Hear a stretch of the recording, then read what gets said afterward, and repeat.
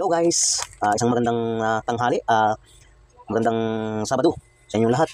So, bago tayo magsimula, ako nga pala si Ernelindo, o mas kilala akong tawagin Tutoy. So ngayon guys, nakikita niyo yan, medyo nalabog lang ang ating gulay. Yan. So ngayon guys, for today's video, ngayon ay gagawa tayo ng lumpiang gulay. So ito yung ating gulay, medyo nalabog na kaunti. Tapos ito yung ating lumpia wrapper, at yung ating para kumapit yung pag-roll natin. Tapos maglalagay tayo ng itlog, para maiba-iba naman. Lalagyan natin ng breadcrumbs sa cheese. Ayan guys. Para yung ating lumpiang gulay maiba-iba naman, dagdagan natin ng ingredients. Ingredients. Ayan. So yung itlog, babasagin natin yan. Pag nabalot natin, babalutan natin. Tapos siyempre lang, lalagay tayo ng breadcrumbs.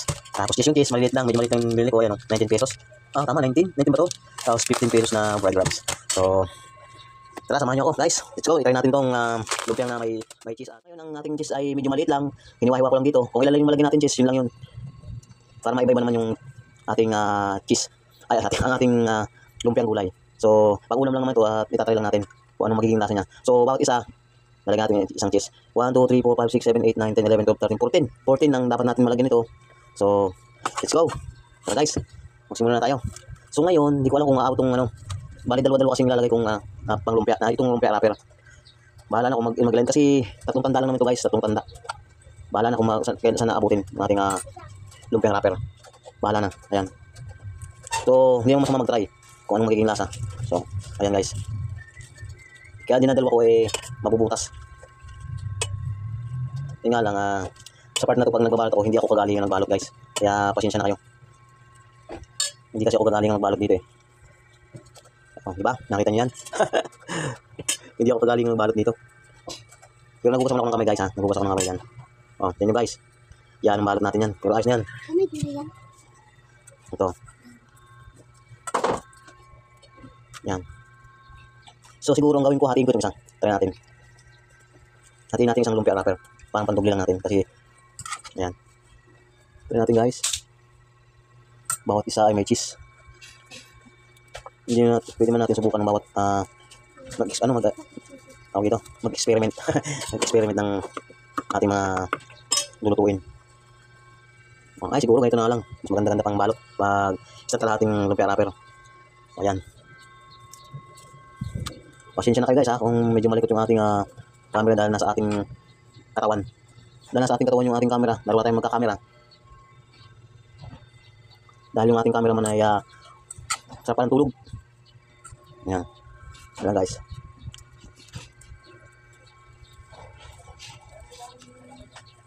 Ayan. Try natin guys. Pasensya na talaga kahit hindi tayo kagalingan dito magbalot. Hindi tayo magaling magbalot. So nakakatatlo tayo guys. Nakakatatlo na tayo. Hatiin rin natin ito. Subukan lang natin yung dagdag na recipe. Dagdag na ingredients sa ating lumpiang gulay.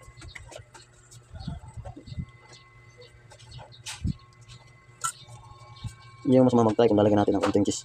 Lagyan natin ng dagdag recipe ang ating uulamin. Actually, sarili lang natin to. Ayan. Tikman lang natin na lumpia na may cheese, na may breadcrumbs. Ayan. So, ang loko lang dito guys sa lumpiang gulay lumpiang gulay giniling at tokwa. Ayan guys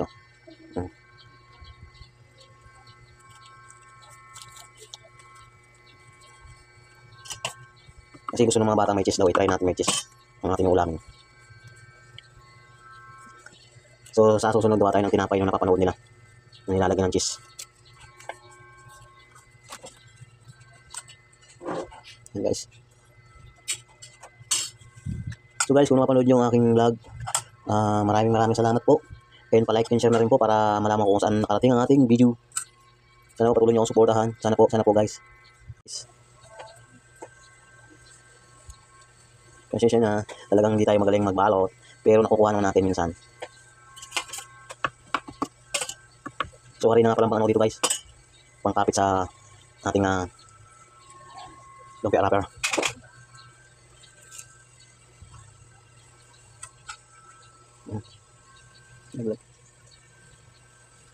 So maiba-iba naman ang ating lumpiang gulay.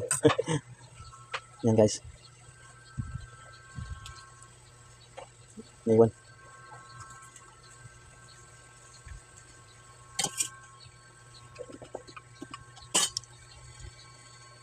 Okay naman ba ito? Hindi naman itong balot. So guys, like and share na rin po ng ating video. Kayo, sobrang napapasalamat sa inyo sa mga nag-follow at mga sumusuporta at nanonood. Nagpapasalamat po sa inyo at sa panood nyo ito. At sana nagustuhan nyo rin ang aking mga video na aking mga vlog guys. Kahit paano, sana na gugustuhan nyo o yung video na sana may natutunan kayo. Kung mayroon man. Thank you. Kaya isa rin na yung pag-ano ko ng motor, diba? Sana kahit paano may natutunan kayo doon. Sa mga hindi pa marunong. Thank you very much sa inyo lahat. Yan.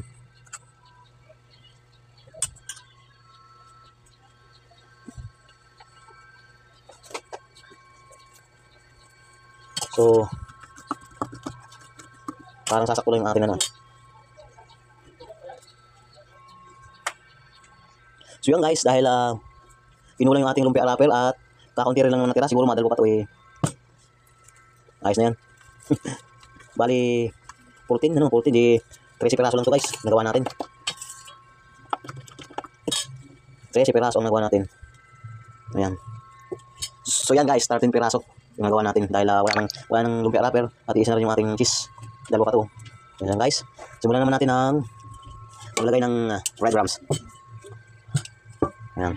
So yan guys, ito ko na yung itlog sa ating ano ng harina. Ayan. Parang ano natin, haluin lang natin yung. Ayan.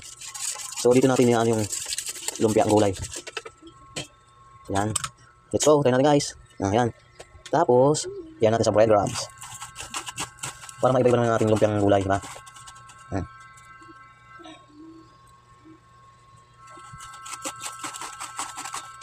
Para may twist. May twist. May twist ka pang nalalaman.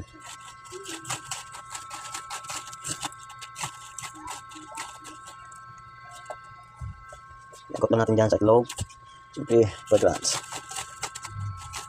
Pasensya na kayo kung hindi na masyadong video kasi nasa aking katawan guys. Ayan. Ikot lang natin tapos dito sa breadcrumbs. Okay lang na kinakamay. Mas masarap kasi yung kinakamay guys. Diba? Mas masarap yung kinakamay. So yun guys, ito na yung ating lumpiang gulay. Ipiprito na natin to. Ayan o.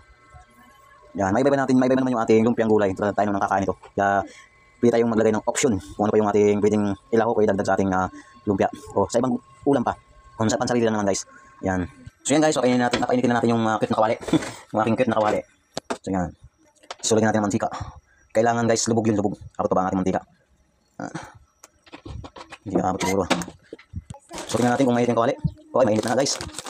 So ilagay na natin yung ating lumpia. So dahil mainit na, medyo pahinaan natin ng kaunti. Ilaw natin yung ating gas. Let's go. So kamay na natin guys, masarap kasi yung kinakamay. Ayan. Oh. Siyempre hindi natin kakamay ito pag ahaunin natin, tatagalan natin kasi mainit. Siyempre. Ayan. Ayan guys oh. So baliktad natin. Ayan na maiba-iba natin lumpiang gulay. Ayan. Wow. So yan guys, ayan o, nag-golden brown na siya. Hangoy na natin. Ayan. O.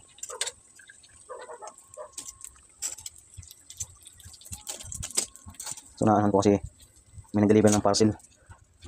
Ayan guys. O. Ay. So ayos na rin dahil tayo paano naka 13 piraso tayo. Ito ba natin gulay, yung ating lumpiang gulay. Ayan guys. So ayan guys, dahil naluto na yung ating lumpiang gulay, ayan ang tsura niya guys. Oh, wow. So hindi ko na ipapakita guys yung kung ano yung magiging sausawan nito, yung gagawin kong sausawan dahil same lang naman dahil alam natin kung anong sausawan ang pwede natin dito, suka, diba? Kaya hindi ko na ipapakita sa inyo. So ngayon, nakipakita natin guys ay yan guys. So putulin natin kung ano magiging ano ito.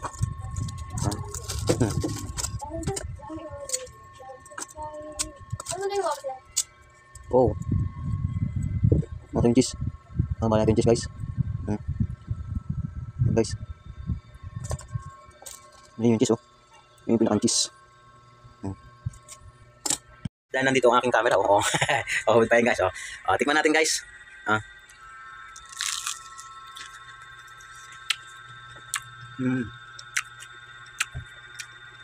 Ayos naman lasa. Kasi yung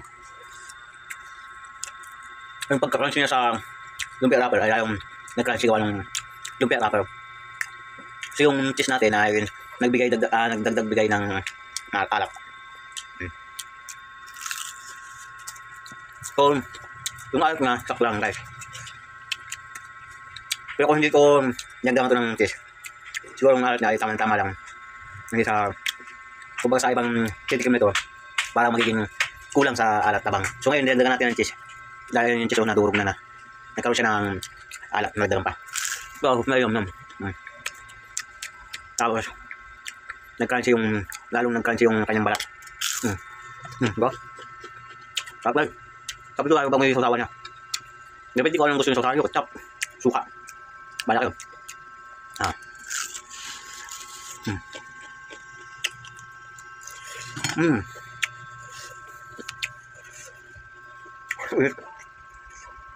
Top.